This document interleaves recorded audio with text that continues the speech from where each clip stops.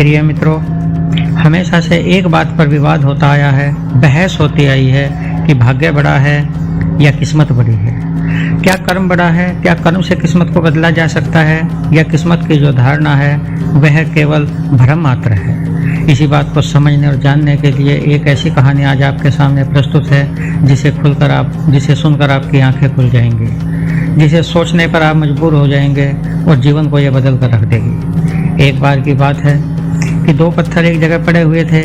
जैसे गांव से दूर रास्ते के पास कुछ पत्थर पड़े ही रहते हैं। उसी गांव में एक मूर्तिकार रहता था। उस मूर्तिकार को एक सुंदर मूर्ति बनाने की आवश्यकता के लिए एक पत्थर की जरूरत थी। वो गांव के बाहर गया और एक पत्थर को उठाकर ले आया। जैसे उसने पत्थर को मूर्ति बनाना शुरू किया तो उस पत्थर को बड़ा कष्ट हुआ। पत्थर ने कहा कि भाई, मुझे छीनी से मत आप कष्ट दो, मुझे वहीं छोड़ाओ जहाँ मैं पड़ा था।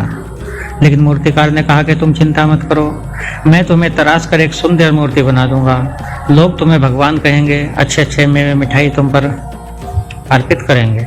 उसके बाद तुम्हें कोई कष्ट नहीं होगा, तुम्हारा जीवन बहुत अच्छे से गुजरेगा। पत्थर ने कहा ठीक है, प्रयास करते हैं। तब मूर्तिकार ने दोबारा फिर छीनी लेकर उसे ठोकना शुरू किया। बहुत पीड़ा हुई तो पत्थर ने कहा कि मुझे भगवान नहीं बनना है, आप मुझे वहीं छोड़ के आ जाओ। मैं वहीं ठीक था, जहाँ था जैसा था वैसा ही ठीक है। मेरी किस्मत में कुछ होना नहीं लिखा है, मेरे भाग्य में कोई तरक्की नहीं है, कोई सुख नहीं है, भगवान बनना नहीं है। मैं इन बेकार के चक्कर में नहीं पड़ता, आप मुझे वहीं छोड़िए। मैं ऐसा कष्ट सहन नहीं कर सकता, इस दुख से बचना चाहता हूँ। मूर्तिकार ने उस पत्थर को वहीं पर फेंक दिया।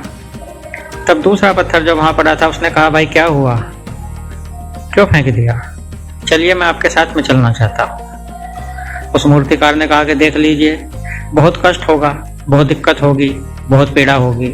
आपका ये दूसरा साथी गया था लेकिन पीड़ा को नहीं सहन कर पाया, इसलिए इसे वापस लेके आना पड़ा।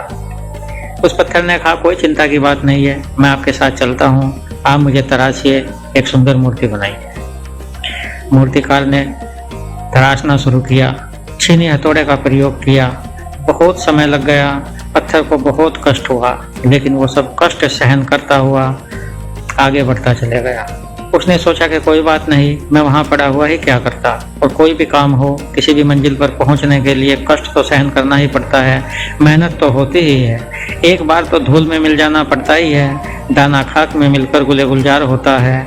मुझे भी एक बार धूल में मिलना ही पड़ेगा, बहुत कष्ट सहन करने पड़ेंगे। तब उसने यही सोचकर उस छीनी हथौड़ी के कष्ट सहने शुरू किए और समय बीतने पर एक सुंदर मूर्ति बन गई।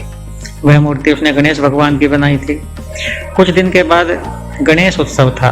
गणेश जी पर अनेक तरीके के मेवे, मिठाई, फूल पत्ती सब कुछ समर्पित किए जा रहे थे। गणेश भगवान बहुत प्रसन्न थे। उसी समय नारियल को तोड़ने के लिए किसी पत्थर की आवश्यकता पड़ी। तब लोगों ने कहा कि बाहर कोई पत्थर पड़ा हो तो उसे ले आइए। कुछ लोग उसी पत्थर को उठा कर ले आए जो पहले फेंक दिया गया था। उस पत्थर को गणेश जी के चरणों में रखा गया और उस पर नारियल फोड़ा गया। कई घंटों तक लगातार चोट सहते सहते जब थोड़ी फुर्सत मिली तो ऊपर वाले भगवान पत्थर ने नीचे को कहा कि भाई क्या हाल है। नीचे वाले ने कहा कि हाल क्या, हाल तो बेहाल है। आप तो देख ही रहे हो कि किस तरीके से मेरा हाल खराब हो गया है, लोगों ने मुझे पीट पीट कर क्या से क्या बना दिया है। तब ऊपर वाले पत्थर ने, जो भगवान बन चुके थे, भगवान गणेश ने कहा, अरे पत्थर देखो, कष्ट तो सहन करना ही पड़ता है। यदि तुम समय पर कष्ट सहन कर लेते तो आज गणेश जी की सुंदर मूर्ति बन गए होते, लेकिन तुमने समय पर कष्ट सहन नहीं किया, इसलिए तुम पत्थर के पत्थर रह गए। चोट तो तुम्हें भी लगी है, मुझे भी लगी है, लेकिन मैंने समय पर चोट खाई है, समय पर मेहनत की है।